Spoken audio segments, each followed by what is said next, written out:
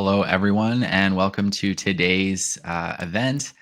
Today's event session is Career Accelerating Bootcamps in Gaming. And so I'm going to get this kicked off in just a couple of minutes here. Before I do, I just always like to, first off, I like to make sure everybody can see me okay, everybody can hear me okay. There's a little chat log in the bottom right-hand corner of the screen, so feel free to give me a thumbs up or let me know.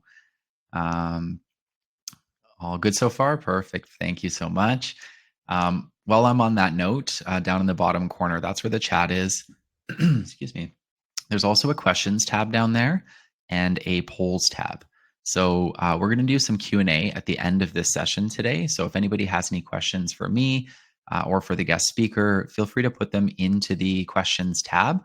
And then, we're not going to purposely ignore it throughout the whole session. We'll just do it until we get to the end, and then we'll kind of answer all of that together as a class, I say. So put them in there, and if we're not answering them right away, I promise we will circle back and we will answer them at the end. I do see a question in the chat right now about this being recorded. That's an excellent question. You beat me to it. This full session will be recorded, and it will be sent out to everybody as soon as the session ends. So just double check your email inbox. Sometimes it can go to junk mail, but so just double check that. Make sure that you get it. And also on that note, you can take notes throughout the session today. You can take screenshots. You can do anything you like. But you're also welcome to just kind of sit back and relax because it will be recorded and sent to you afterwards. So back to the bottom right corner there, I mentioned the chat. I mentioned that we'll do the questions at the end. There's also a polls tab there. I've put a couple polls in here already, just asking, kind of what industry you're working in, I think was one of them. There's another one in there. So feel free to fill out those polls for us as well. And then beside that, it just says the people. So you can kind of see who's in the room here with you guys. So that's it. And one thing I always like to do is invite everyone to share where they are joining us from.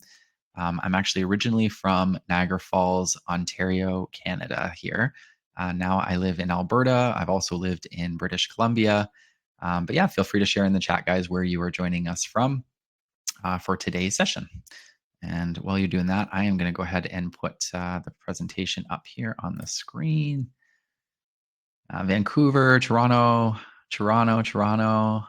Chilliwack, baby, Orlando, London, Ontario, Vancouver, LA, Montreal, Ghana. Awesome. Texas, Toronto. People from all over the place here today. This is amazing, Bancroft.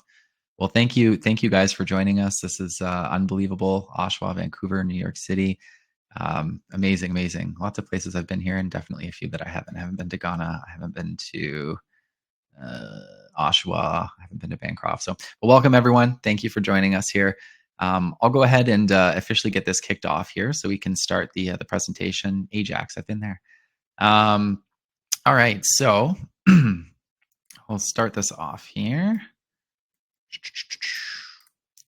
All right, so we can start by introducing myself. So my name is Tyler. I am the event host today, but I'm also the marketing events manager at CircuitStream. And I have been with this company for just over 3 years. Actually, I think my anniversary was just a couple of days ago here. So I've been here for a little bit. We also have an amazing guest speaker joining us today. I'm going to invite him up on stage in a few minutes. But his name is Matt McCauley. He's one of our game development bootcamp instructors. And when he is on stage, I'm going to ask him some questions about the industry, and more importantly, about our courses, our development and design courses, and we can shed a little bit of light on that. But before I do that, I'm going to start off the presentation by sharing some details about us at CircuitStream and the industry, and then we'll kind of get into the main part of the presentation here. So today I'm going to share some information with you guys on how you can break into the gaming industry with no background experience required. A lot of people ask us about our education and if you need any sort of prior experience before you take our boot camps on, and the answer is no. You can come in as complete beginners to all of our boot camps.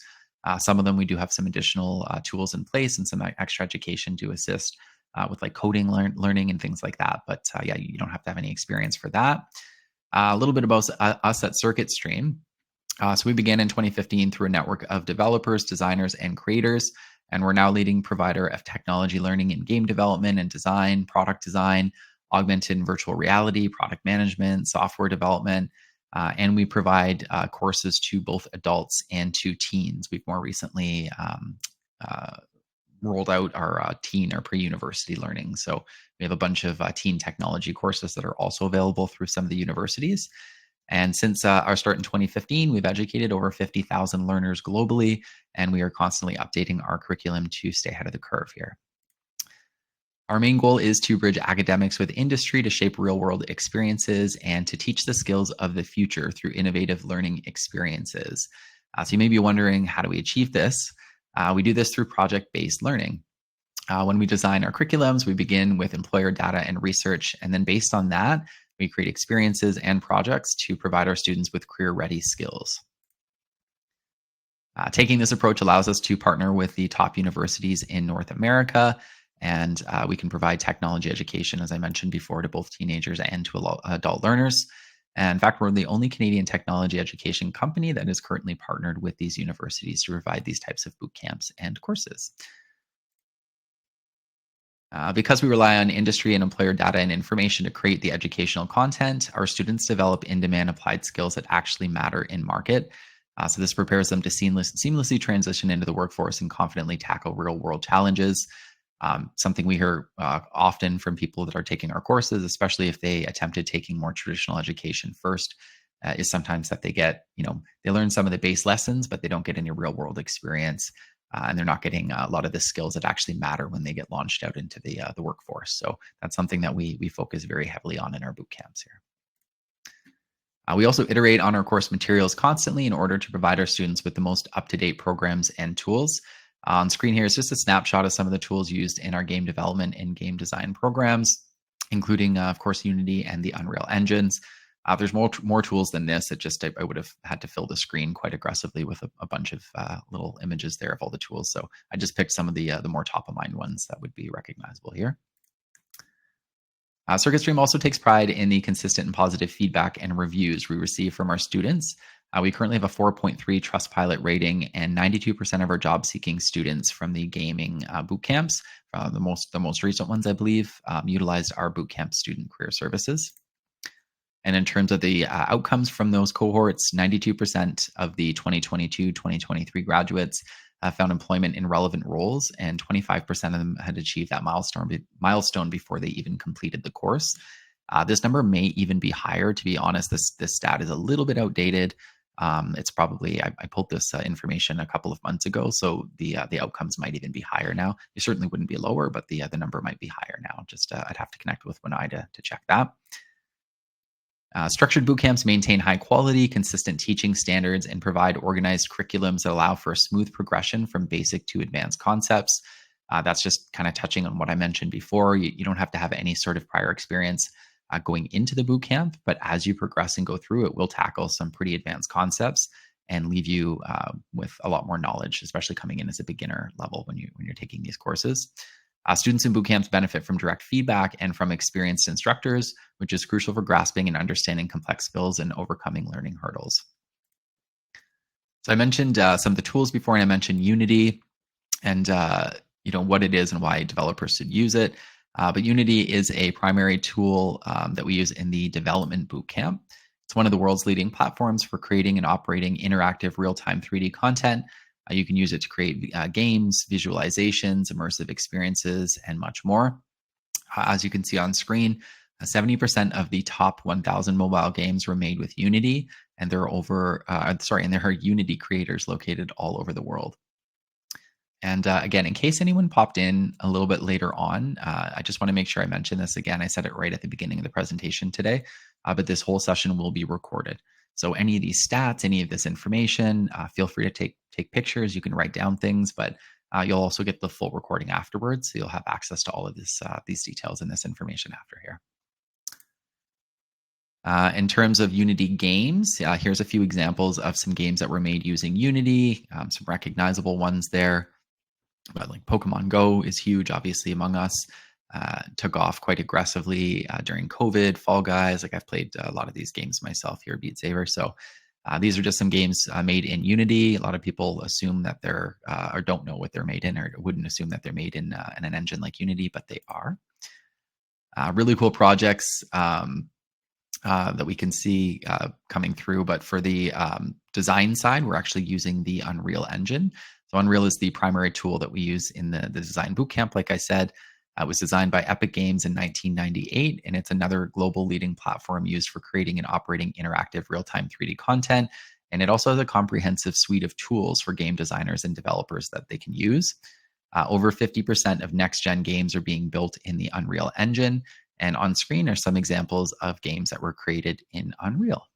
And again, I recognize most, if not all, of these ones here, and I've played quite a few of them myself. I definitely lost a few hours to Fortnite over COVID times there. So, all right, so let's take a quick look at some of the career opportunities. The gaming industry has grown significantly in recent years, and the opportunities, of course, have too. Becoming a game developer or designer can be rewarding for individuals who are passionate about gaming, for those who have a flair for creative and interactive experiences, problem solving, and just for technology in general. On screen, you can see some of the top reasons why people would choose to work as game developers and as game designers.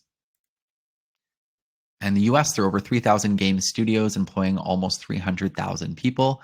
And in Canada, there's been tremendous growth over the last few years with over 900 active game studios, which is a 35% increase since just 2019. Not only that, but the gaming industry, sorry, contributed to over 5 billion in Canada's GDP, which is a 29% increase over just the last 4 years. So as you can see, there's lots of potential in this industry. Obviously, there's on the flip side, we do see some news about layoffs. We see industry shifts and trends, but the bigger picture here, and just based on the stats and information, there's a ton of opportunity out there, and it continues to grow. So just I wanted to share some of those positive stats with you there. As a game designer, you have the power to shape exciting new games. The average salary for game designer in both the US and Canada comes in around 120,000 per year.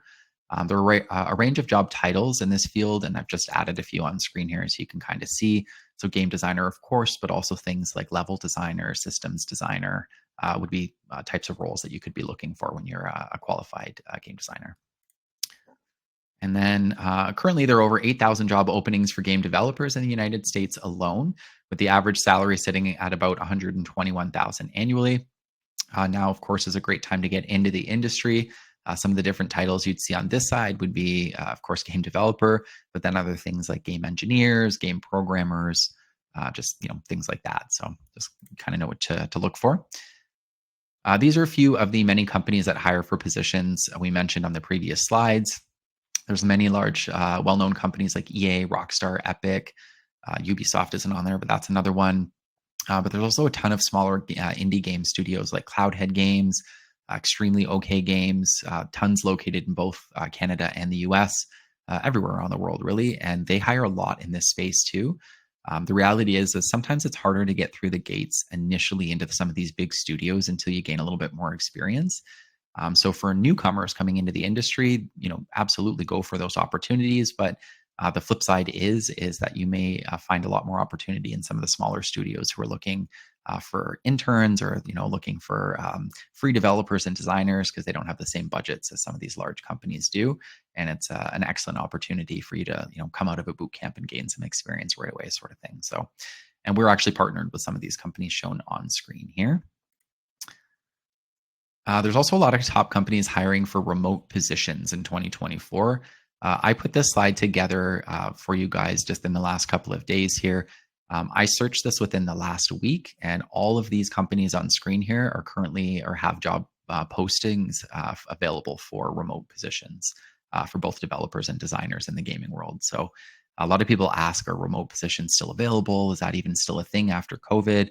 And of course, things have shifted a little bit back and forth, but the reality is there's still lots of remote work available. So if you're in a remote location and you're looking at taking a course like this or a boot camp, but you're worried about availability for your location or the city that you're in, it may not be that large or town or whatever it may be. There's still a lot of opportunity. You don't necessarily have to relocate for those sorts of things. There's lots of online opportunities that you can do remotely from anywhere. So. And now I'm going to go ahead and share some information on the 2 6-month gaming boot camps that we offer. Our game design boot camp is designed for those who want to enter the gaming industry as a designer, want to establish their own company, or utilize game design skills in their current roles. The great thing about this boot camp is that it is project-based, so you'll gain practical skills while working on real-world projects.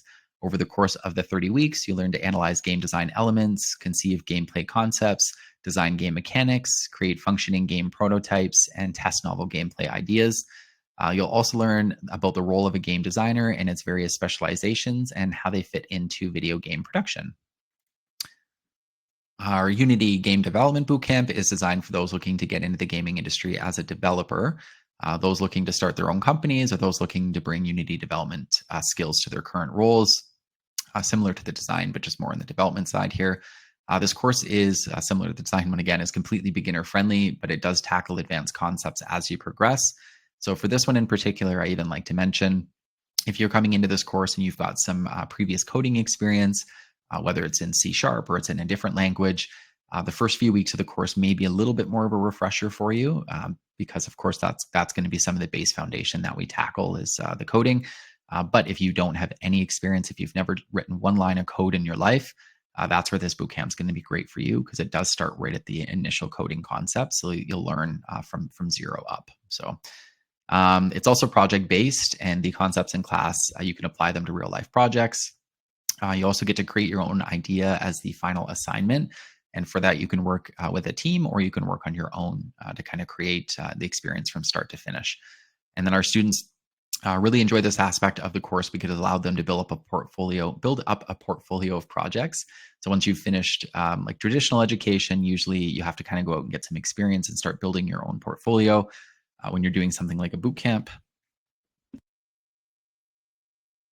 sorry, folks, just had to cough there. When you're doing something like a boot camp, you get project-based learning all the way through. So you finish the course with a portfolio of projects that you kind of have ready to go that you can present to people right away, which is cool. So, and as I mentioned, you will be finishing the course with a portfolio, but you'll also finish with certification. I'm going to pull up the badges are here. So basically, you get lifetime access to our private community on Discord, which I think has over 1,000 or 2,000 members. The community is a great place to network, get help on projects, ask questions, find out about career opportunities, or just connect with like-minded people. And you get to stay in that network for life. So once you've completed any of our courses, we don't boot you out of the network afterwards, the Discord community. You get to stay in that. And we encourage you to kind of work with other students, current or graduated students, and collaborate. You know, developers and designers usually kind of collaborate together on a lot of different types of projects. So it's a great space for you guys to connect. And then, as I mentioned, you get the certification there. So you can kind of see on the screen what the badges would look like for developer and design. And then on the development side, you actually get one extra level of certification through Unity directly. We actually helped Unity way back when Unity was creating their levels of certification. We worked with them as a company to help them kind of clarify what these certification levels would look like. And so in our development course, we actually include this certification in the cost of the course. So normally it's, I think it's about $450 for somebody, Bob Smith off the street. If he just wants to go online and take this Unity course, he feels like he's qualified enough to pass. For this certification, he would pay the $400 or $500 for it. But when you take our bootcamp, you get our certification and our badge. You get certification through the university. And then you also get the option to go and write this through Unity, and you get certified on an extra level beyond. So, and I think Unity also has its own network. So it's a further opportunity for networking. You can kind of connect through our Discord community, and with our students, but then you also can kind of go a step further and do that with the Unity community too. So, all right. So speaking of career opportunities and all of that fun stuff, I'm going to go ahead and invite Winai up on stage. Winai is our student outcome manager, and she's going to share some information about the career support through our bootcamp. So welcome, Winai. Thank you, Tyler. So all of our boot camps are structured with ample career support and guidance. The Circuit Stream Career Labs teach students how to leverage technical and behavioral strengths, gain awareness of the digital ecosystem, create compelling portfolios, elevate digital presence, learn how to network effectively, and become interview ready for industry jobs. Our career and networking support really sets our programs apart from others you may find. Every student has different objectives coming in, but those looking for new jobs or to improve their current positions find this aspect of the course incredibly helpful. In fact, like Tyler mentioned earlier, 92% of our 2022 to 2023 game development graduates utilized our career services support. We are actually in the course of updating these numbers because we had our last 2023 cohort graduate, and so these will be updated soon. And like Tyler said, numbers have slightly increased from the 2023 statistics over there. And then as a part of the career support, our boot camps also come with a student pitch day, which happens towards the end of the program. Students have the opportunity to showcase their capstone projects to hiring and industry partners. This event is an amazing way to add people to your network, be considered for any job openings they may have, or to just receive feedback on your projects from hiring managers working in the industry. This is a little preview of a game a former student made as their capstone project. This game was made by Emiliano Fantasia for the Unity Game Development Bootcamp. Yeah, it's just a 20-second preview. It doesn't dive too deep into the game, but I also need to set this slide to not start playing automatically. My apologies.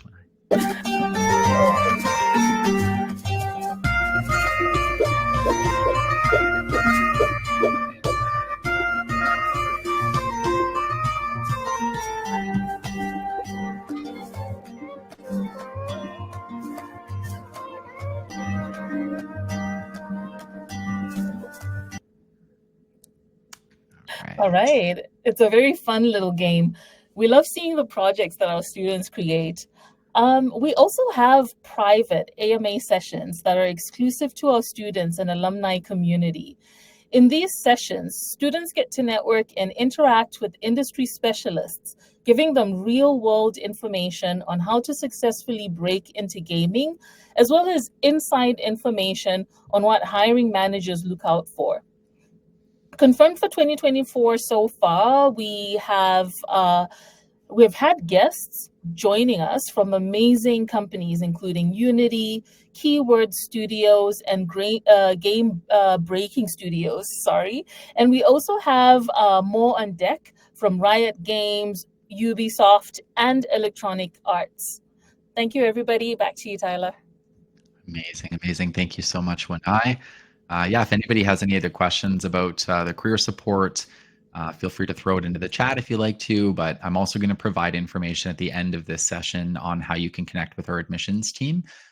So if you had any more detailed questions about the career support, they can absolutely help you with that too. So now I'm going to officially invite our guest speaker up on stage for today. Matt McCauley is one of our game development bootcamp instructors, and I'm just going to go ahead and ask him some questions about the gaming courses that we provide. He does teach the development bootcamp. I'm not sure, Matt, you'll just have to be honest with us as you go through. If we get some advanced questions about the design bootcamp, we can certainly try our best to respond. But if there's anything that we don't know, we can absolutely get an answer from you through the company. Just connect with one of the instructors there. But Matt's a pretty smart guy. He'll probably be able to answer most of that anyway. So welcome, Matt. Thank you. Of course. So, and Matt, I usually give a warning here, but I'm going to make your screen a little bit bigger here for this portion. Okay. I can make mine. Oops. Maybe if it lets me. I don't know if it'll let me. I'm just going to do this. There we go. So this is easier. So first question for you is, are you able to give us a bit of an overview of the bootcamp curriculum and the structure and some of the key topics that are covered? Yeah, so when we first start the bootcamp, we're kind of more just focused on getting our feet wet in the engine. More so just kind of like moving around, manipulating things. And then we work towards creating a small bowling application, which I tend to encourage people if they're fairly used to coding or or game engines in general to kind of go a little bit more advanced with it and add some mechanics to the bowling. But then in terms of the other curriculum, we head into learning like the fundamentals of C#. So we really hone down all the basics of C# because that's what we use in the Unity engine. As we use Unity C#, and then we jump over to like game architecture, and that's more advanced coding. We start talking about design patterns and different elements of that nature. So just general coding concepts that can be applied across different. It's not C# dependent. Design patterns can be used across different coding languages, and so we learn a bit about that as well. And then we do some data structure, which is always a little tedious and a little bit of organizing, and some algorithms like sorting tables and sorting search functions and that sort of thing. And then we move over to, I believe it's multiplayer games. So we start doing some network coding, which is always super fun. We get to live be able to edit the game as a group and also test it. So that's super fun. That's probably an exciting section. And then the last little bit, everyone's pretty much focused on a capstone project. So they're working towards their final project, which is usually probably the last two months or even more so, just kind of focused on that. It's their chance to kind of show yourself and show your work that you've done throughout the boot camp. So when we tend to do a little bit more, just talk about like career development while you work on that capstone. Very cool. Very, very cool. Awesome. And I don't remember the last time I said this, but in case there's anybody new here too, this full session is recorded as well. Just in case anybody popped in and they're looking to write down notes or anything, but you will get a recording of this after. So, all right, Matt, I'll jump into the second question here. Are there any prerequisites or recommendations for prior knowledge before entering either the boot camps, development or design ones? So in terms for the development boot camp, so the one that's focused on Unity, there's no pre-requirements. It is beginner friendly, but we do offer a fundamentals course, like kind of teach yourself before the class starts program, where you create a cookie clicker. So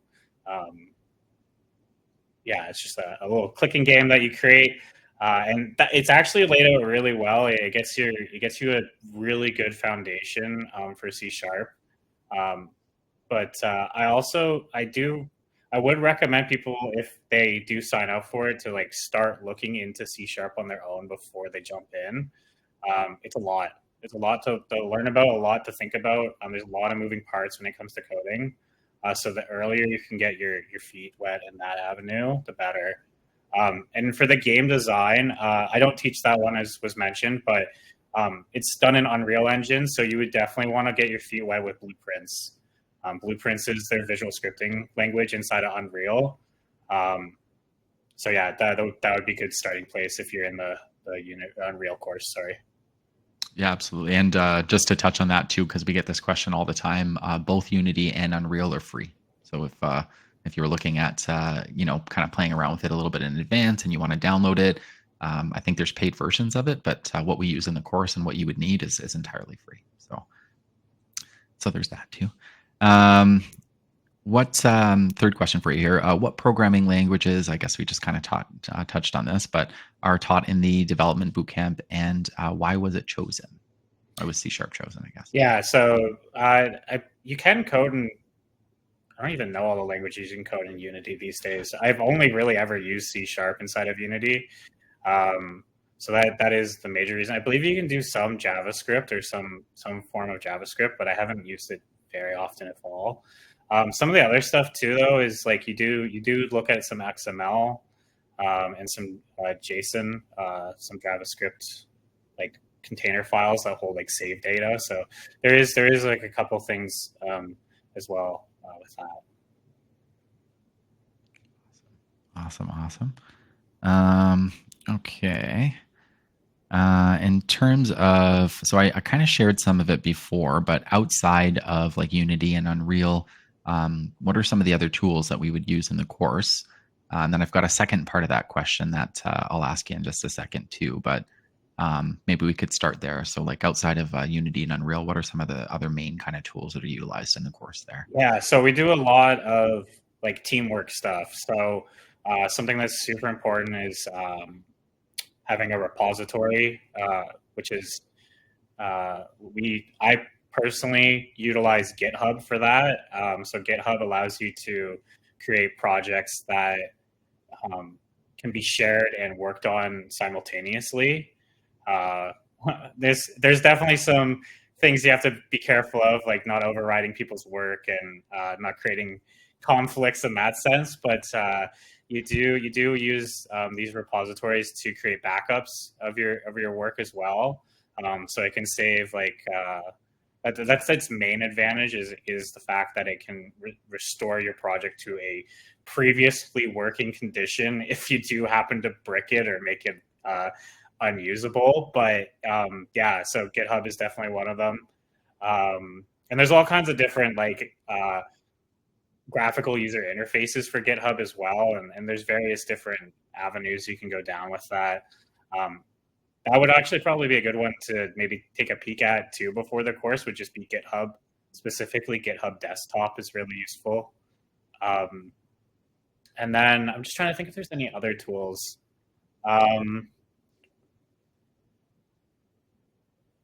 There's a few just different like editor tools that I'll bring up, different design tools, so stuff like Figma. So that's all UI and stuff. But yeah, it is more generally focused on the Unity engine. And the Unity engine has a ton of like, I'll call them micro tools inside of it that we can add. They're called packages. And so there's a ton of like additional things you can install inside of Unity once you get started. Definitely one of them I usually show is called Pro Builder as well. Pro Builder is a 3D modeling software inside of Unity, so it's super useful. But yeah, so those are some of the tools.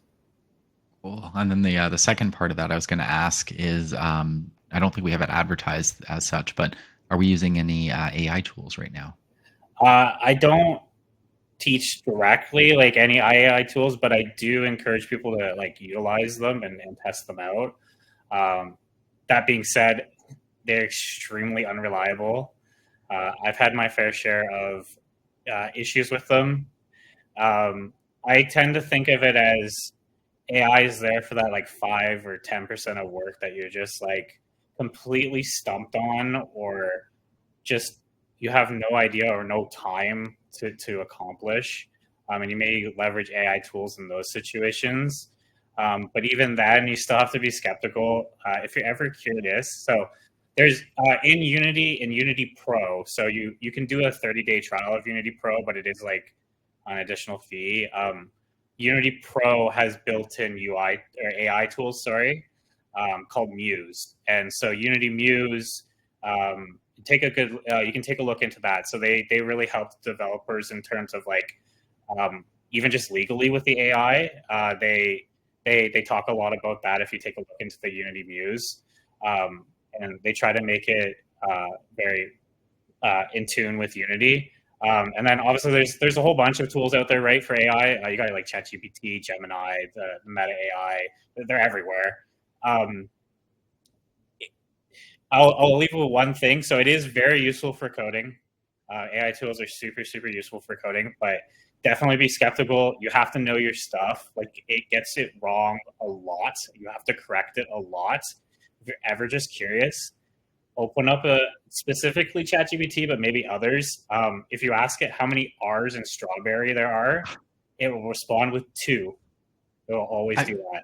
I just watched a video on that this morning, and I was about to use that exact example. I can't believe you just said that. Yeah. And the guy argued with it, and it took him about 10 minutes to get ChatGPT to finally understand that there actually were 3 R's in strawberry.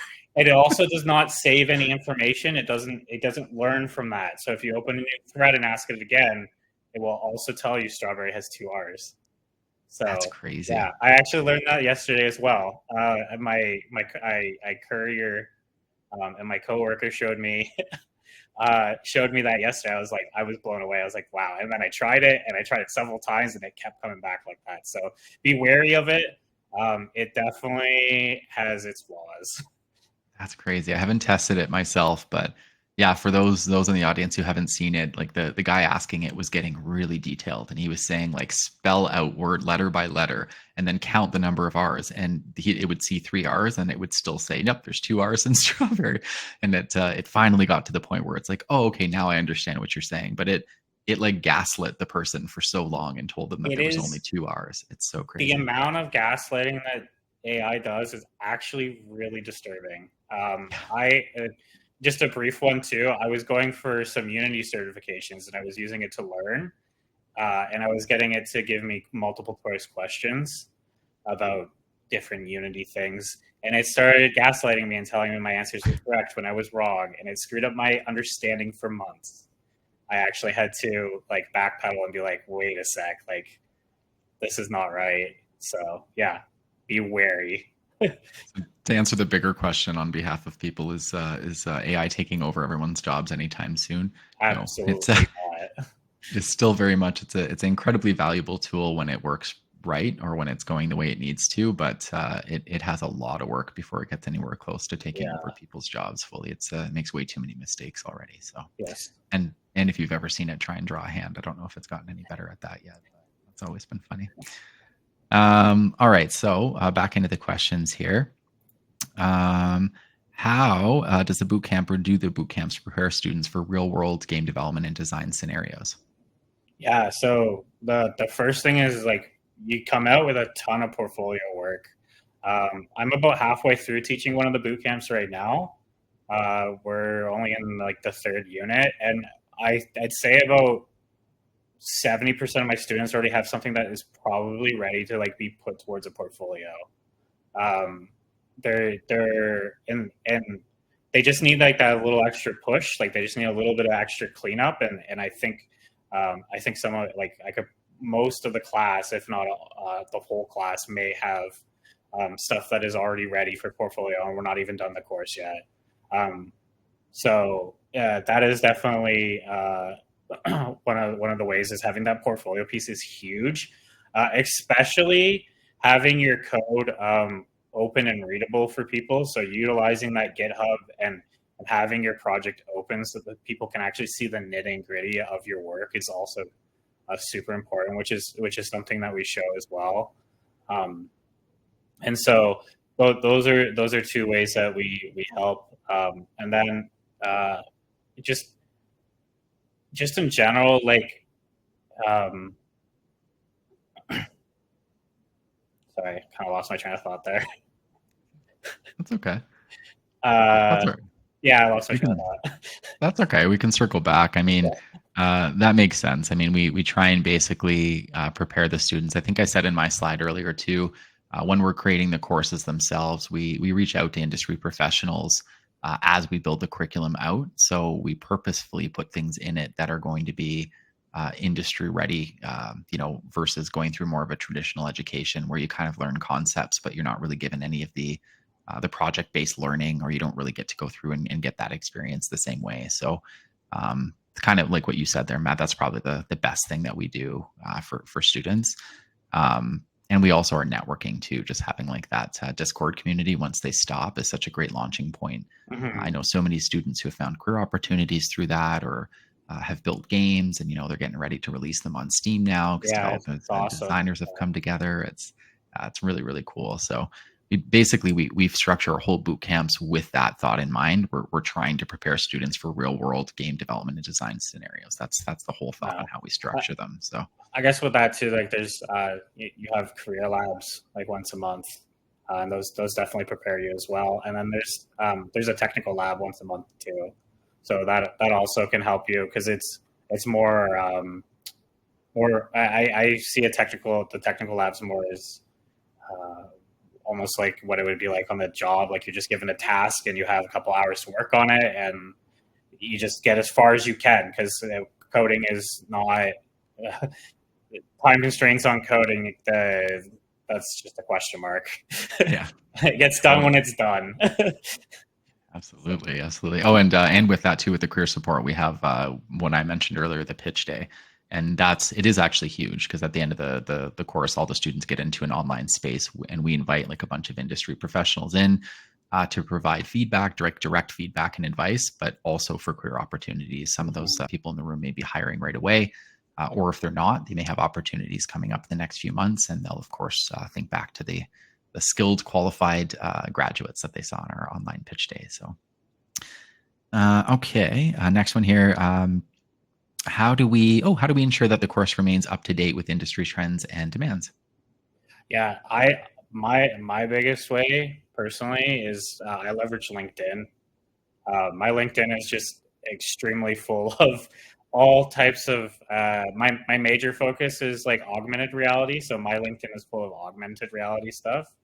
But yeah, like LinkedIn is incredibly powerful for keeping up with like what is current. I pretty much get almost all my information from there. YouTube is also a very good use. There's tons and tons of stuff about game development on YouTube for keeping up with that sort of stuff.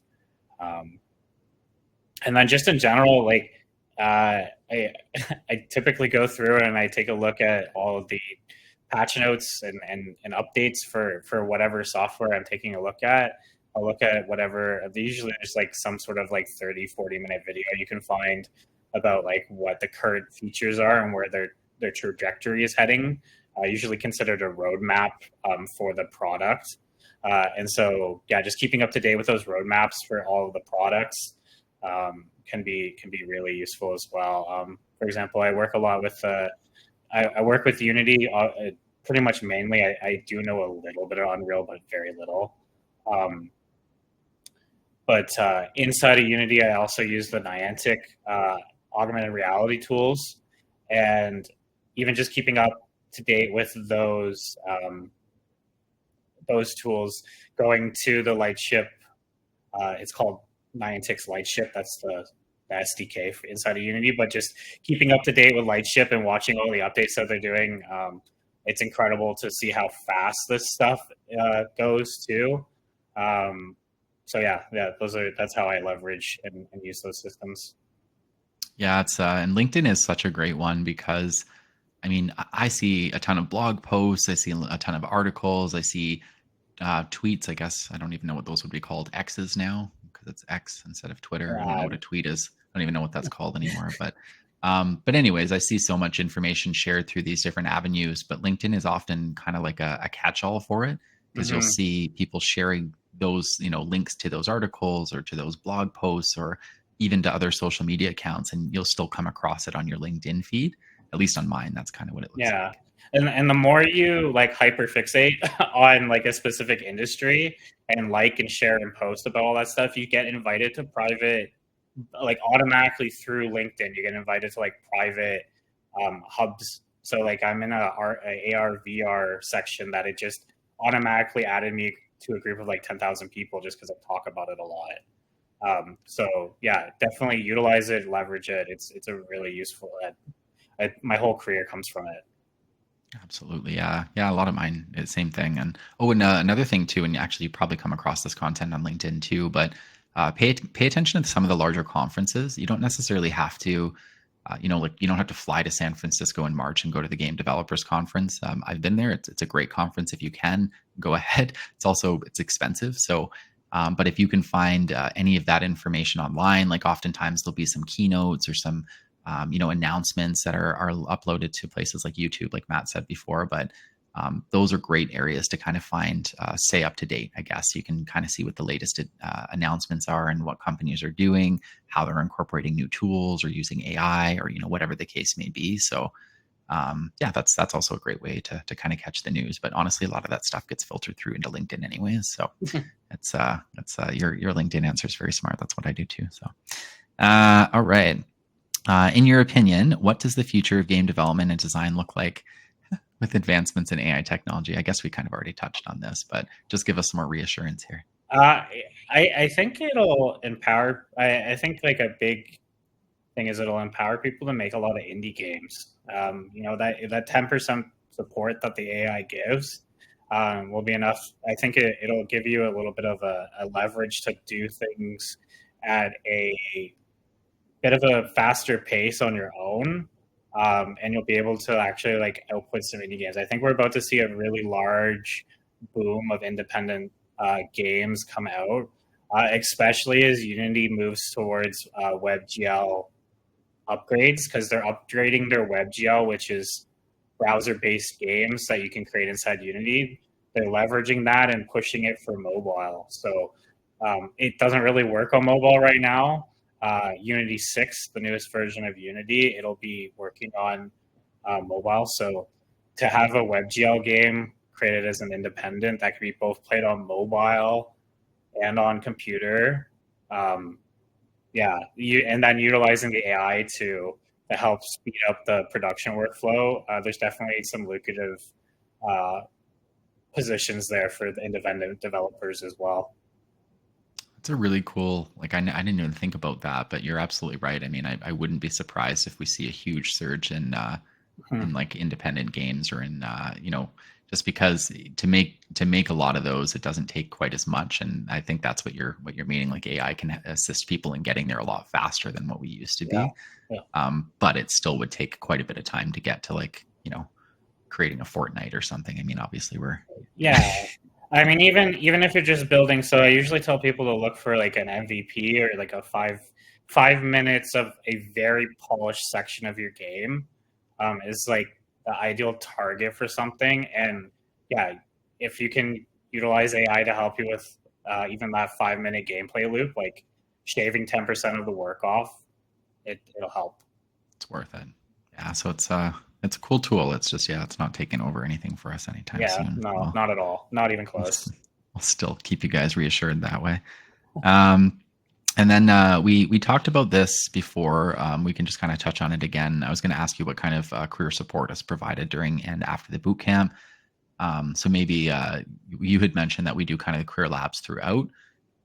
And then we have portfolio building. We have interview prep. I'm pretty sure we have interview prep built into some of those too, into the career labs. But then the biggest thing is obviously the pitch day, and then having all of your course projects that you can put together into your portfolio and kind of display it. And we've got like the Ask Me Anything sessions too. Great opportunities for students to ask industry professionals. Like, an AMA session may not be somebody from Ubisoft there ready to hire you, but they're there to let you kind of ask them anything that they want, or anything that you want rather. And you can learn from them. You can pick their brain, ask them how they were successful, what their career journey looked like, how many applications they did before they got accepted. A lot of you would actually be quite surprised to hear that a lot of professionals working in the industry apply quite a bit before they get their first position. I think it's probably similar to any position, but it's persistence. There's just all those different types of tools. We kind of try and teach not only give people the physical tools that they need, but also try and teach them the mindset that they need to be in and how they need to be thinking and how they can kind of display the work that they do throughout the course there. So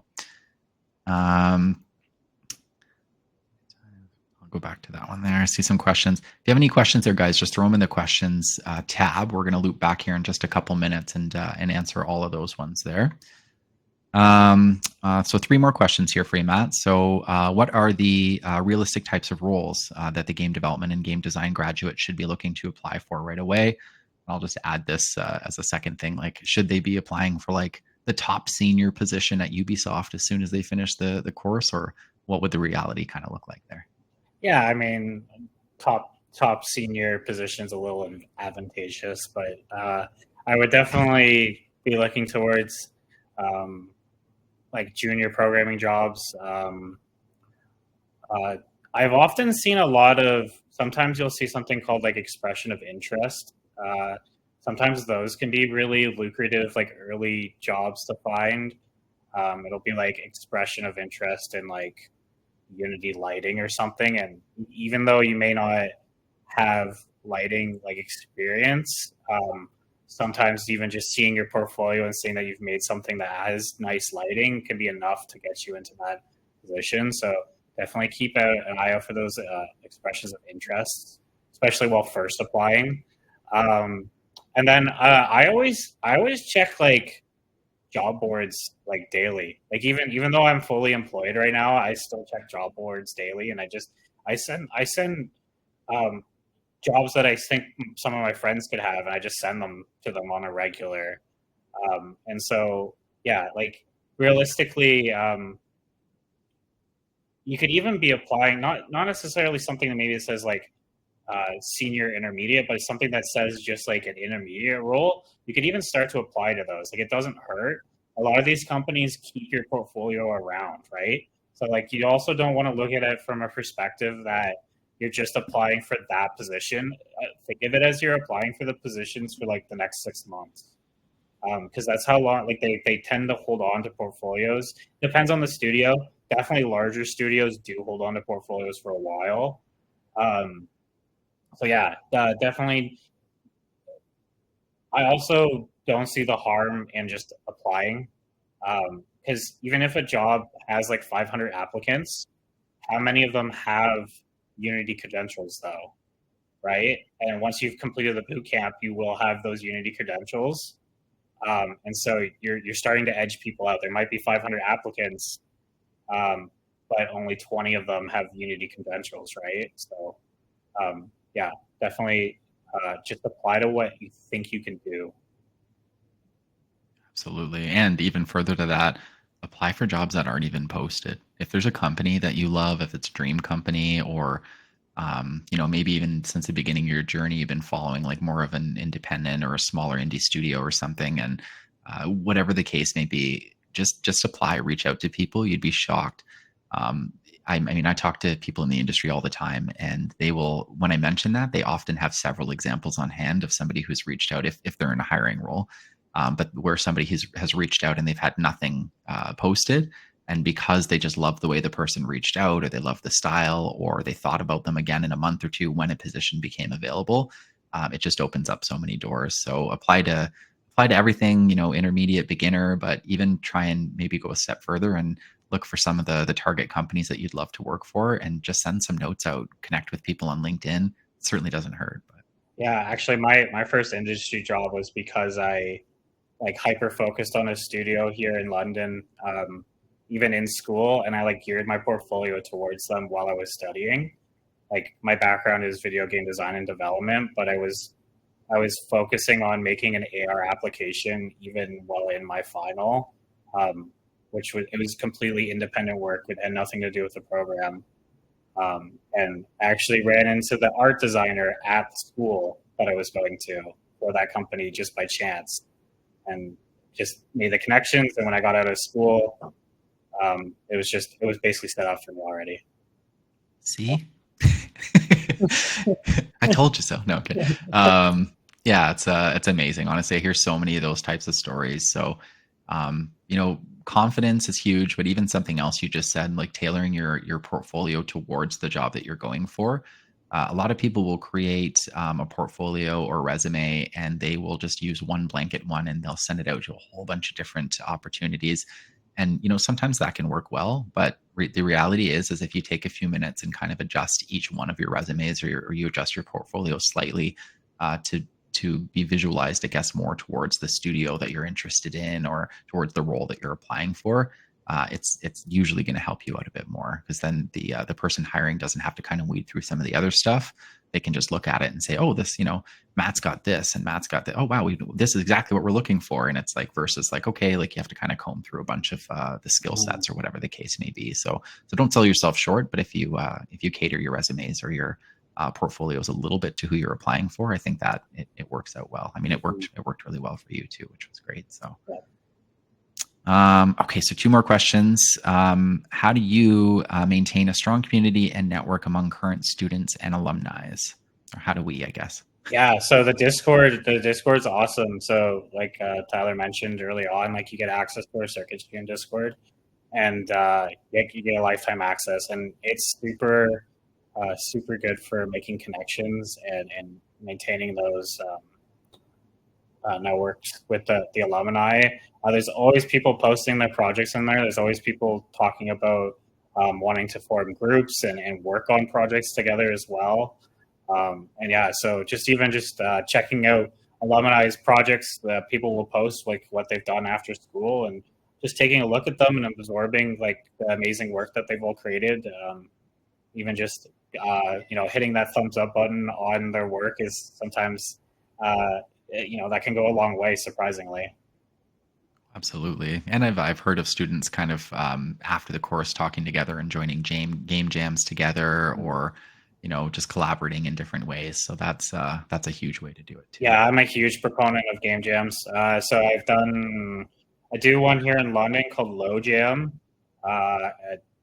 The person that runs it actually just got a promotion at Unity. They're like head of something, but I can't remember. It's pretty wild. But yeah, the game jam here in London that I go to, like I've made a ton of connections over that. I think I've done it for like 5 years. You just kind of go in, you form groups, you make connections, and you just kind of make something for fun. And yeah, game jams are an amazing way to learn. The amount of knowledge I think I've gotten out of game jams is it's usually like I kind of go in like thinking like, oh yeah, no, I don't really have that much time.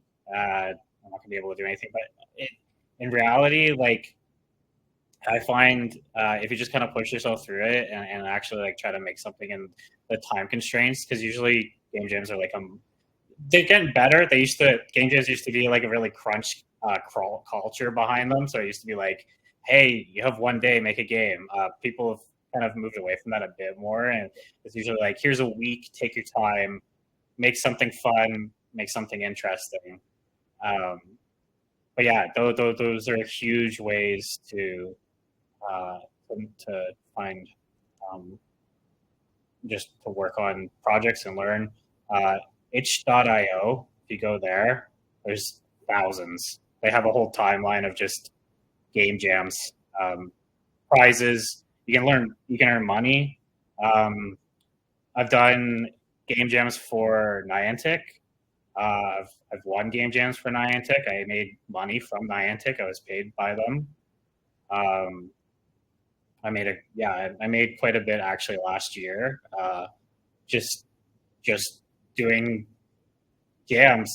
Sometimes you can click on them and you can see how many people are in them, and so you can kind of be like, oh, there's only like 20 people in here, and there's $10,000 up for grabs. So, your odds are really good, especially if you're confident. That's really cool. And Niantic is one of our partners. I chat with people from Niantic all the time, so I'll have to tell them that you've done well with it too. They'll love that. There's something else you said there a second ago, and I was going to add to it, but I can't remember what it was now. So maybe that'll come back to me in a moment here, but we can jump into the last question. So what advice would you give to someone who's considering joining either our game development or game design bootcamps? Just enjoy yourself. Honestly, I think the more you kind of enjoy working with this stuff and make those ideas, I think your understanding and your even just your passion and stuff will start to kick in as you are kind of guided through the courses. So yeah, just enjoy what you're doing, and maybe freshen up on some coding. Take a look at whatever bootcamp section you've joined, whether it be Unreal or Unity or the like. Just take a good look at like the tools you'll be using before you start the program. Like, read the documentation. Personal example, I really like visual effects, so I do a lot of like particle effects work. I've read the documentation for shader graph. I've read every single node it was a challenge I did to myself. I said, okay, I'm going to open up documentation. I'm just going to casually read it. And I've read it like several times over. And I've done that with the particle engine and the shader graph. So yeah, just if you have an interest in something, just dig into it. Just dig into it and start working with it now. There's nothing stopping you. Yeah. And actually, for those students who do, or for future students, I guess, for those who are registering for our upcoming courses, another thing I usually do or suggest is when you're chatting with the admissions team, ask them if there's any other things that they can kind of suggest for you to better prepare. I think they've got a few list of items that they kind of normally suggest, but what Matt just said is the best. Just try and immerse yourself. Anytime you register for any sort of course, it's really cool to take some time in advance and just kind of familiarize yourself with the areas of the course. So the best thing to do is start with like the syllabus and go through and see exactly what you're going to do. And if like all comes to like once you join and you're enrolled in your course and you're in the Discord, reach out to the instructor. We're all super friendly. Just give us a DM if their DMs are open, and they can point you in the right direction as well. Totally. Awesome. All right. Well, that was it for my official questions for you here, Matt. So we've got some questions from the audience that we're going to do. But before we do that, I am going to go back and share the presentation again here. I'm going to make this one big and I'll make us small at the side. And then, I'm just going to share some details here. Perfect, Matt. I'm just going to share some details here with you guys about the upcoming cohort dates and the pricing and all that kind of stuff, if that is all right. And then we'll jump into the Q&A. So let me just move this over.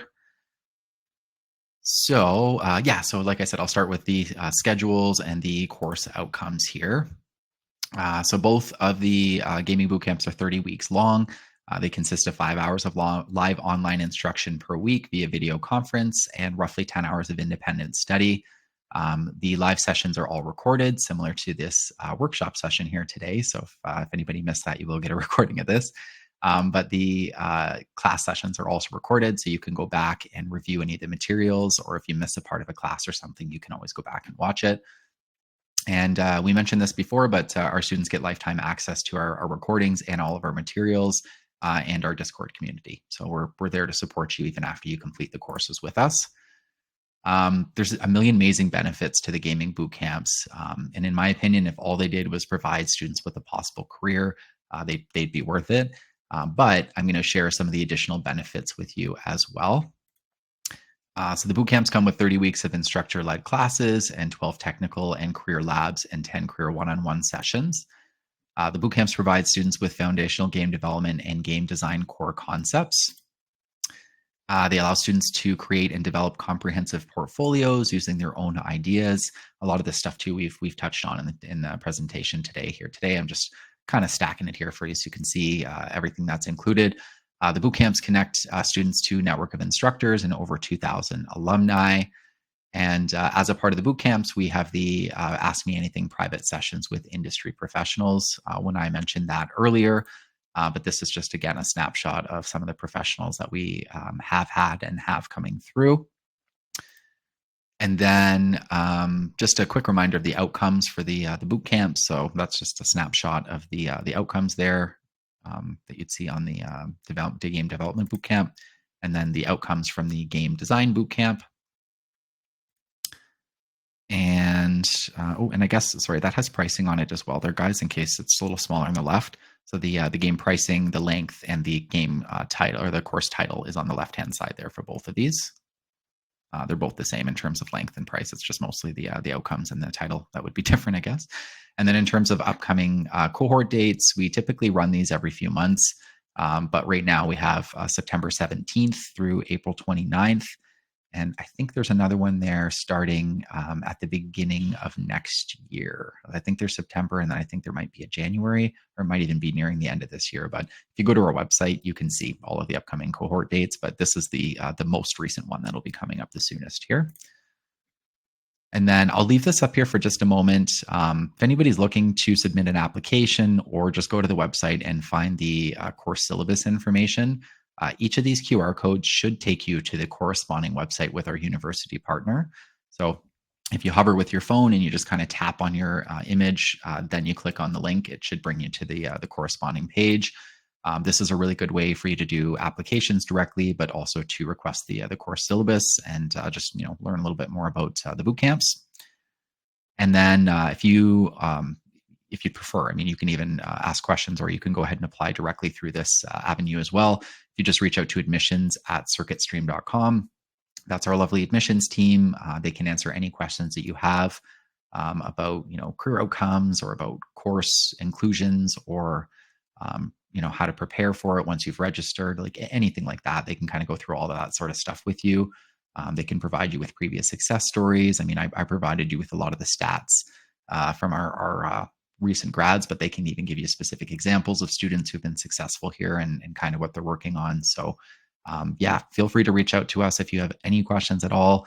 And of course, if you're looking to apply for the upcoming cohorts, I don't know exactly how many seats are left in each. I just shared the date here, September 17th.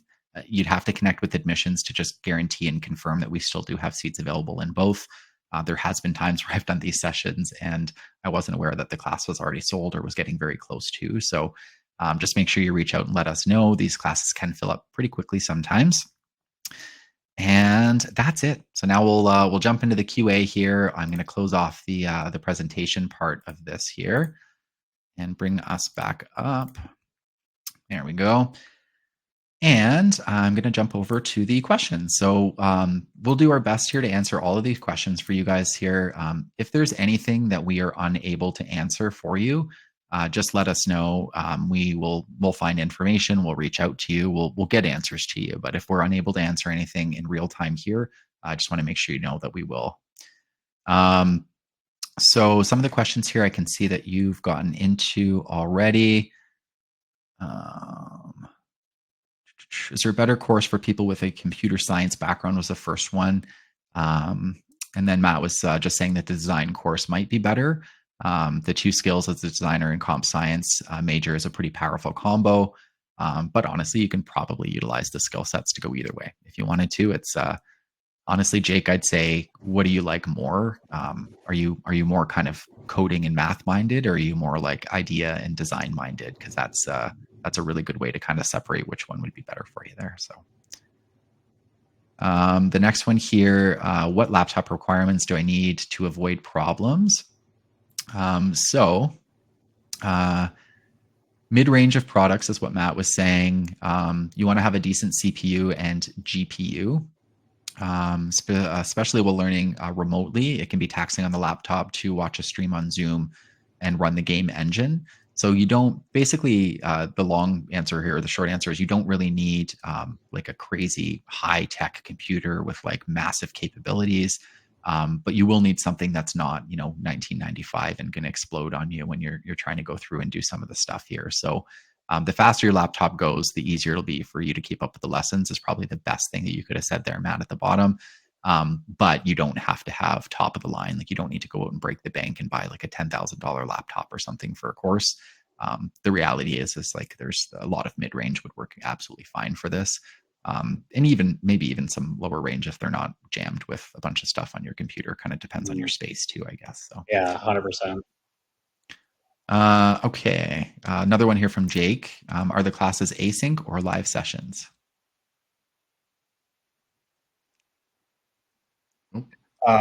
It's a bit of both, I guess. Yeah, because you do some learning on your own, and then there's usually 2 live sessions a week, sometimes 3, depending if you have a technical lab or not. So yeah, it's definitely a bit of both because there's some we give you some material to look at while you're not in class, and then there's a bunch of assignments obviously to do on your own as well. Absolutely. Perfect. Okay. What are some of the differences between game developer and a game designer? Is there a reason one program is focused on Unity and the other is on Unreal? I can give my answer on this one. If people were to ask me just as like a person on the street, what's the difference between game development and game design? It's kind of what I said before. Are you a little bit more math and coding minded, or are you a little bit more kind of idea and design minded, because that would be the easiest way to differentiate. If you hate coding and you don't want to learn coding languages, and that's like your worst nemesis, you probably don't want to join the game developer course.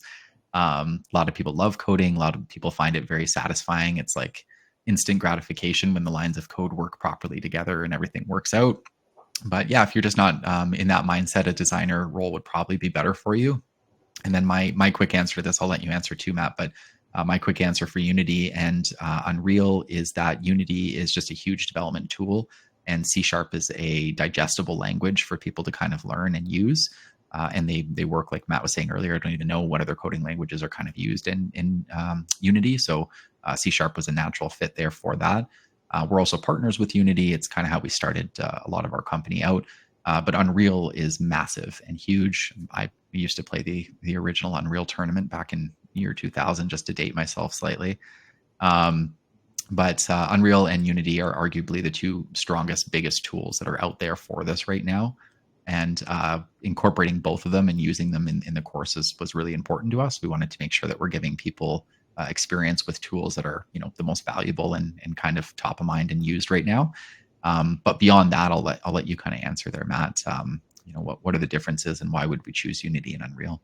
Yeah, so I used to play Unreal Tournament 3. I think it was like a hoverboard. I remember playing it a lot. But yeah, some of the differences. So like the game design, it's more focused on Unreal because blueprints allow you to like very quickly create just like it's a visual way of coding. So it's not, you're not required to type anything inside blueprints. It's all like just connecting lines and basically making a giant mind map of how your game programs from start to finish. And so it's a lot more like digestible and like understandable when, especially if you're a more visual person, which a lot of designers are. And so the biggest thing too is Unreal Engine uses C++. So C++ is a harder language. I don't know it personally. It's a tougher language. It's more difficult than C#. C# was actually created, like C# compiles into C++. So that's what Unity does. Is your C#, once you build out your game, it compiles it to C++ for you, so that it can work. So C# was developed to be more understandable for humans to develop with. So that's really kind of the big difference between the two, and why we utilize them in each section. It's just, yeah. So in the game design, Unreal, the blueprints are a little bit more visual. That and just Unreal has the visual capabilities of Unreal is a little bit better than Unity as well. So visually, it does look a little bit more impressive sometimes. It's very minimal. Like both are very high end, but yeah. In Unity, the C# is just a lot easier to work with when learning coding. So absolutely. Okay, let me see here. What is generally used more as an operating system with the industry, like Windows or iOS? I find I used to say it was Windows, but it's, you know what? It's coming pretty even. I'm finding there's a big split, especially because I teach the high school students as well. I teach the high school sections of game development for the 10-week courses. And I'm noticing a lot more Macs in the high school students. So I'm seeing a lot more Macs. And so, yeah, I'd say it's split. Maybe more 60-40, 65-35 on the Windows side. I do personally prefer to code for Windows. I have both. I have an iPad. There's some additional technical hurdles when working on iOS that are extremely frustrating, at least from my point of view. dealing with Xcode and the proprietariness that comes with a Mac. So yeah, I personally do use Windows, but both are acceptable in the space. Yeah, there's workarounds for sure on the iOS, but that's kind of the main thing you'd need to know is Windows is kind of formatted to just work, whereas Mac might need a couple little workarounds with it once you're doing some of the developing and stuff, right? Yeah. And you can develop for both at the same time. You do have to change the code to make it work for Mac sometimes, and sometimes you have to make the code. Like for example, when I was at XR, we were having a lot of trouble with the microphone input. You had to Mac, you had to set up the microphone input completely differently from PC. So we had 2 different things of code in our game to control the microphone intake. But yeah, just little stuff like that. Things you'd learn as you're developing on either one of them, really. So. Yeah.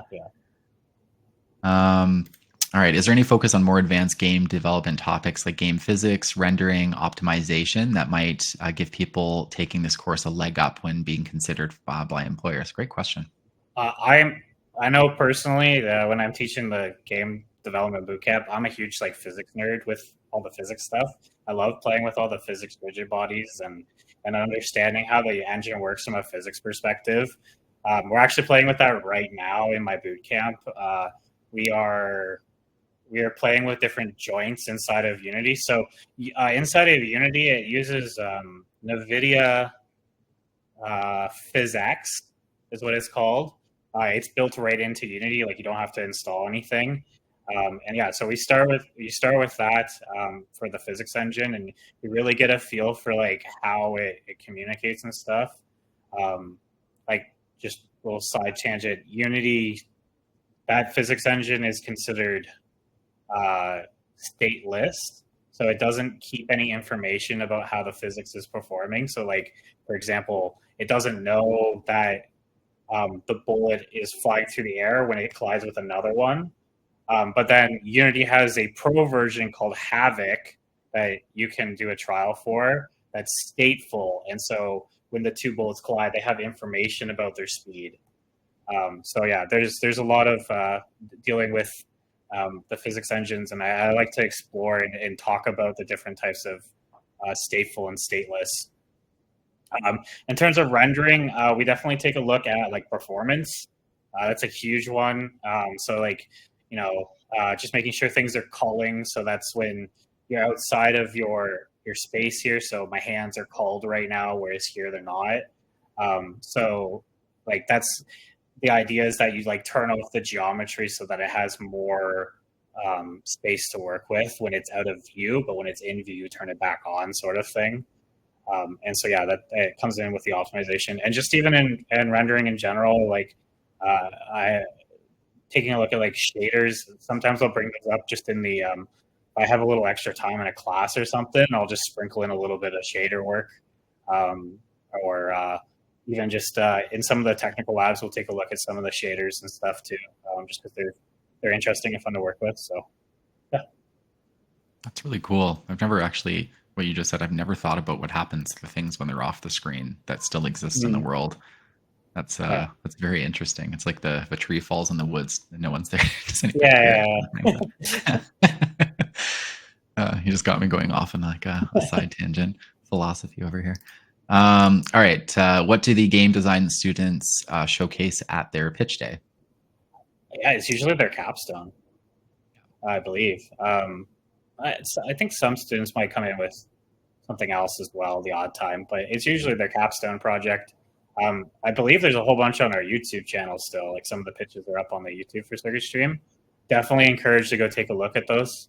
And you can see some of the previous pitch days. Yeah, so the bigger question there too might be, so you're still working on project-based things and you're still putting together a portfolio. You're just not doing it from a coding standpoint. So it's I think that might be the bigger thing. If you're not coding, what would you do to showcase your projects? But you're still showcasing your projects and your capstones that you've developed or created through the design process versus the development process, I should say. So. And yeah, go look on our YouTube, check out the previous sessions. I think we've got lots of that up. Like Matt said, there's good examples there. Will we be expected to code at all in game design? Or is that something only in game development? I know this for sure because I've asked a few of the people before. There's no coding in the game design course at all. So, I mean, if you want to be a full-rounded game developer designer, sometimes it's not a bad idea to learn some of the initial concepts or the core concepts on the other side of it. But it wouldn't be something that we would focus on predominantly when you're trying to learn design, and it's certainly not included in the curriculum. It would just be something you'd have to do on your own if you wanted to. But it is handy in future state to be able to have conversations with designers as a developer, and vice versa when you're working in those types of roles. Just have a base understanding, but it's you certainly don't have to be an expert coder. And I know a lot of game designers that couldn't tell you like three things of code. So it's very common. So okay, so what does a normal work week look like? What does a normal week look like for a student doing the game development or game design program? Is there live support all day? So I personally give everyone 24 hours. Like if you send me a message, I try to respond within 24 hours. And I'm usually available whenever people need me. And so I do offer that support in myself. But in terms of like a normal work week, you're looking at like it's a 2.5 hour class, at least for the development one. It's 2.5 hour classes times 2 a week. So you get 5 hours of live lecture each week. And then you can probably expect the homework is like a fair bit. So assignments, it depends on the assignment because there's different criteria for different assignments, but assignments can take anywhere from 4 to like 16 hours. It just depends. 16 hours being like maybe some of the later projects, but yeah, so it definitely does take up a lot of your week. I think like you could probably comfortably continue to do some sort of part-time or even full-time work at the same time. You'd be pushed for sure, but I think you could comfortably do that at the same time. You'd just be a very long week. Yeah, it's lots of our students have full-time jobs when they're doing it. The one piece of advice I normally give to students, because we have some that are like, you know what, I want to learn both. I want to learn development design. Can I just sign up for both at the same time? That is something I strongly would not recommend doing, especially if you're working in a part-time or full-time job at the same time. There's literally no way you could do all of that at the same time without. No, it's probably full stop. It's probably just impossible to do. But doing both and learning them and doing one course at a time is completely okay. But yeah, the courses in conjunction with your regular life and kind of part-time or full-time jobs, you'll be busy doing a full-time job and taking this boot camp, but that's often what people are looking for when they're taking like an intensified boot camp. They want to be busy for a shorter period of time for long-term gain. All right, so career support sounds like it has a big focus on finding a job in the industry. What if your goal is to Kickstarter or something in your own indie studio? Yes, we do offer support for that as well. We actually have a lot of students who are looking for that. Usually one of the first things we ask when we're going into the career component is, what are you looking for? Are you looking for to increase or to upgrade your current job, like within the same company, but just, move into a different role? Are you looking to start completely fresh? Do you have no gaming experience prior to this?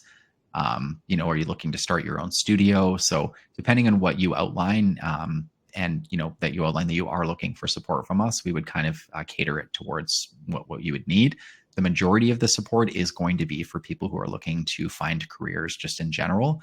But doing a Kickstarter is kind of finding your own career. It is a way to do it. So I think there's a huge portion of focus on that throughout the career support too. So it's basically there's nothing aside from somebody saying like, you know what, I want to take this course as a hobby. I'm not looking for any support.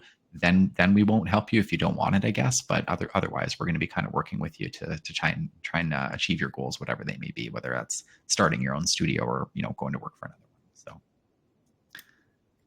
all right, a few more questions here. I'll try and get through these as quickly as we can here. So during the pitch day, are there any active recruiters looking to add to their teams? Yes. We can't always guarantee that there's going to be. Well, but we just can't guarantee who's going to be in the room in advance, like when people are registering for the courses. Leading up to each one, where we kind of secure the partners who are interested in, or available to participate. And then we also can't guarantee that those people in the room would have immediate career opportunities for the students, but a lot of times they do. A lot of times they're looking for skill sets and they're marking down information and they're reaching out afterwards. We have a lot of contract positions that get offered during the pitch days too. And we get internships that are offered as well. So we can't really guarantee you exactly what the experience will be, but we do our best to kind of stack the room with our partners and with professionals in the industry. And if they are looking, there's a good chance they'll probably send out some offers that day, which happens all the time. If they're not looking right away, they're just going to take down the notes and information and hopefully reach out to an eye and provide some career information for us as the students go through, continued career support after the course sort of thing. So that's kind of what that looks like. Is OSAP eligible for this course? I don't think so. There are funding options that are available. So if you connect with our admissions team, they'll be able to tell you all of the different funding options that are available provincially for the other courses that we offer. But I think OSAP might have a little bit of a higher threshold than what our bootcamp tuition cost is. I don't want to say that for sure. Maybe the best thing here would be for you to connect with the admissions team, but just based on my knowledge and the feedback I've heard, I don't think OSAP specifically is one that would cover the finances for this course, but there are other financing options, and we have payment plans too. So if anybody's looking to pay for the course over a period of time versus upfront, we can also do that too. So, all right. How many times on average would it take to get a job? Oh, I wish I knew the answer to that question. That's a hard one to answer, I guess, for people. But honestly, David, some people apply right away and get a job right away. Some people apply for months and it takes, going through the process over time. Some people apply and they don't get anywhere, and then they redirect their approach, or they come from a different angle, or they try, changing around the way that their portfolio or their resume looks, and that changes their luck. So it's realistic that there's no specific answer to this. We can't say, you have to apply to 10 jobs and you're going to be guaranteed to get one. Like it's so hard for us to know. But the best thing is to try and cater your resume and your portfolio to each of those jobs, like we were saying before, and stay positive, stay persistent, apply for jobs even if they're not posted, apply for positions that might not even be the ones that you want long-term. Like if you go through the course and there's some sort of coding position at EA Games, and that's the company that you want to work for, but it's not the position right away that you're hoping for, still go for it. Get your foot in the door, get in, get some experience, climb the ladder within the company. So there's a million different ways you can do it, and there's probably a million different answers to this question. So I'm sorry, I can't tell you exactly what it would say or how many it would take. Even on average is kind of hard to guesstimate, but I do know that talking to some of the most successful people in the gaming industry, it's rare that they get the very first job that they apply for. And it usually takes a little bit of persistence and time. Very, very normal. And the biggest piece of advice they always give is just don't lose your motivation throughout. Don't feel like you're not qualified. Don't feel like there's other people that are always going to beat you out, because it's just not the case. A lot of times it's just kind of luck and the way it goes. So, yeah, something to add to that. I graduated my program at Fanshawe during COVID, and it took that was completely unexpected, right? It took me 7 or 8 months after that. I felt like I had a very strong portfolio, but it's just, even though there was a boom of hiring at that time too in this industry, it took me 6 or 8 months to even find work the first time outside. I had hundreds of applications. It's so common. It's the thing is I mean, it's common in probably a lot of industries, but this industry is also very competitive too. So, it's just don't lose motivation. Don't feel like after you send out 10 resumes and you may not get something, or you may not get even a call back. It's completely normal. It's totally normal, and it's not indicative of whether or not you're going to be successful in the industry or whether or not you're going to secure a job. It's just a process that most people have to go through. The lucky ones get jobs right away, but the reality is most people would have to go through a bit of a process, and you're looking sometimes at months to secure something, and submitting hundreds of applications sometimes. So sometimes these companies put out these applications and stuff too, and they can take like 6 months for them to even respond. And that's just like the intro level,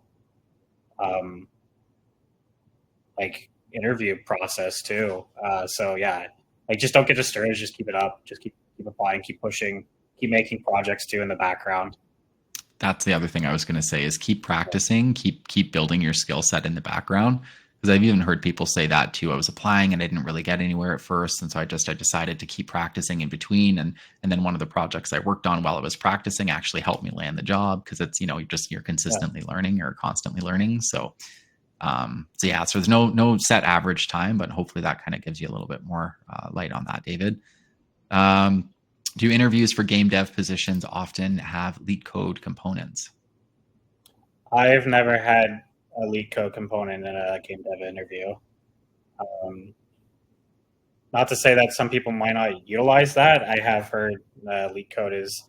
I tend to notice leak code is more for like Fortune 500 companies, like some of the larger programming companies like Google and stuff. I mean, it wouldn't hurt to do like a bunch of leak codes for whatever coding language you're working with. I mean, it's learning, but I've never had anyone directly personally point out to leak code. Yeah, it's probably different in any company that you're going to, but that makes sense that it would be some of the larger ones looking for things like that too. So, a question on the intro, got that one. Am I eligible for the boot camp as a senior college graduating in spring of 2025?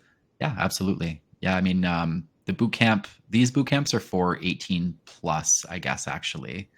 I think it might be, you don't have anybody under 18 in yours, right? I think it's 18. I think I had a high school student, but they were like grade 13. We might have, we might make the odd exception in that case too, but Samantha, just reach out and let us know kind of where you're at and what age you'd be looking at when you'd be looking to start the boot camp. It is considered an adult course, so it's probably 18 or up, but I'd say we'd probably assess applications for maybe 16, 17 as well, depending on the skill sets and what they're looking to do. We do also have teen courses, but you might be too qualified for that too. The best thing, Samantha, is just reach out and ask us, and we can kind of point you in the right direction. And we can let you know when you'd be eligible for it if that wasn't the case right away, but it probably would be. Do we touch on any topics related to graphics programming? Yeah, not like a fundamental level, but I mentioned earlier, like we do take a look at like shader graph and we do look at that kind of end of it and performance, but not like the core. Well, I guess even then, yeah, no, well, a little bit. Now that I actually think about it, so Unity has different pipelines. So it has like it used to have 3, now it's going down to 2, which is good. Huge, by the way. I can't stress that enough. But there's a universal render pipeline and there's a HD render pipeline. HD render pipeline is like high-end movie quality stuff. They've made us several short films using it. And those two pipelines, we do take a look at like URP, and inside there you can do some like light programming to modify how the pipeline of the art style is working. So for example, some stuff that usually goes into pipeline work is if you've ever played like a 3D platformer and your character goes behind a wall, it'll kind of like do an effect that makes it like kind of blurry and that you can see them behind the wall for gameplay reasons, right? That's all URP, like dealing with the pipeline and editing that. So yeah, in that sense, you do that as well. Cool. Okay. Is there financial aid or scholarships available? I don't think we have any scholarships right now that I know of. But there is payment plans that we have, and then provincially, depending on where you are, there's different types of financial aid that you can apply for. Like I was saying before, I don't think standard like university loans like OSAP in Ontario, I don't think that would qualify for, or our courses would qualify for that. But there are other avenues. There's other funding options like can't remember. There's something Ontario is the name of one of them. Horrible. I'm not giving you any specific information, but the admissions team would be able to give you the details on that and let you know. And then, yeah, we have payment plans. So for courses, you can pay it over, several months versus paying it off all up front. And I think there's a few different tiers for that. And the admissions team can kind of let you know what those tiers would look like too. So definitely some support there. Students don't have to pay for the courses right up front if that's not what they're looking to do. What is the difference between applying to the course via CircuitStream and applying through a university partner? So nothing. The courses are exactly the same. The curriculum is exactly the same. In fact, the students that register for the course directly through CircuitStream or through the university partners will likely be in the same online classrooms together.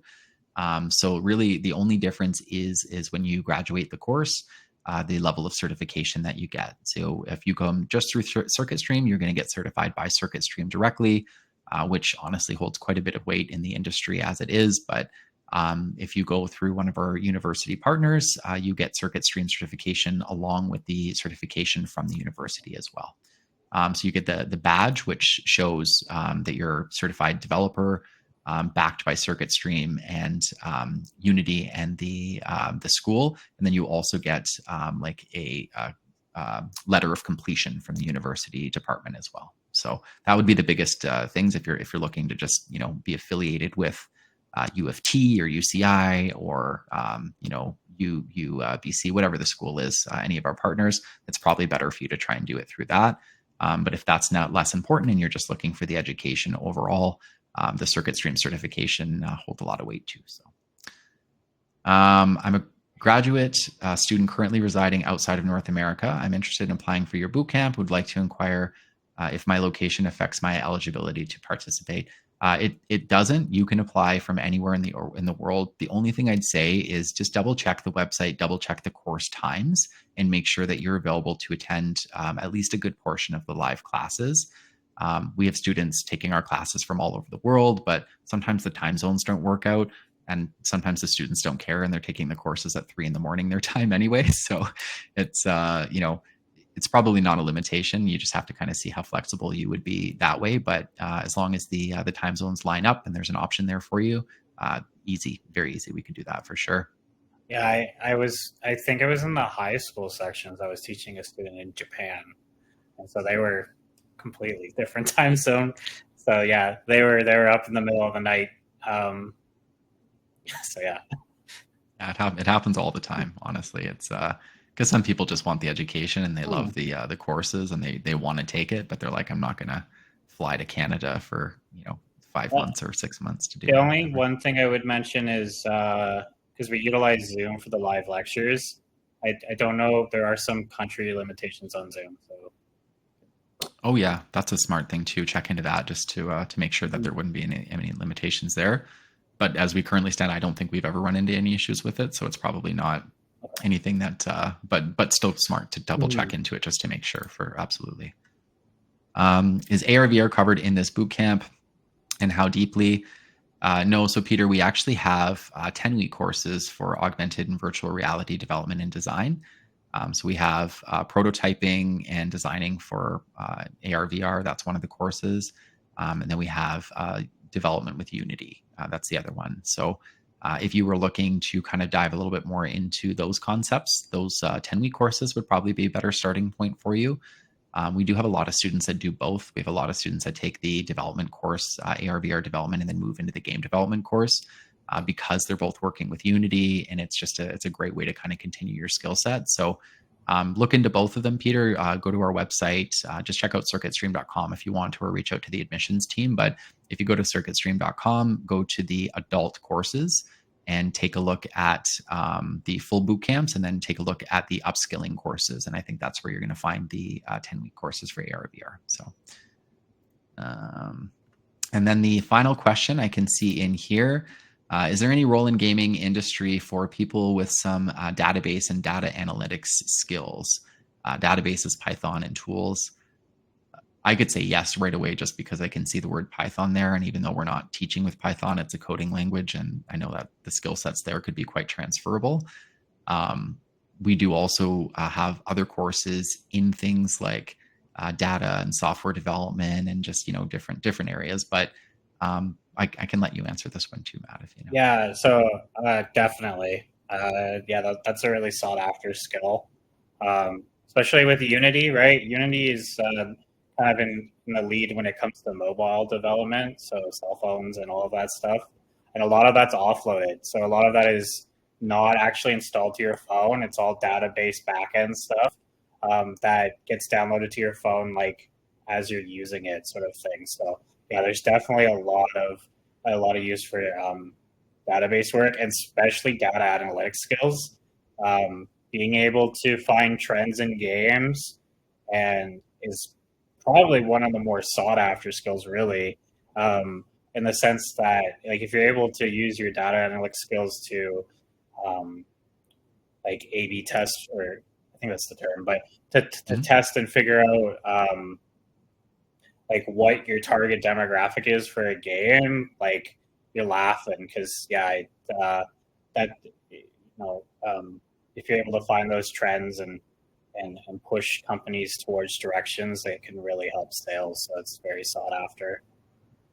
Absolutely. Yeah, those are great skill sets. I mean, a lot of that's transferable into a million different industries, but certainly into gaming for sure. Mm-hmm. All right, so I think that's all the questions here. I'm just going to put this back up for just a minute here for anybody, in case anybody is looking to, just find the course syllabus or find more information.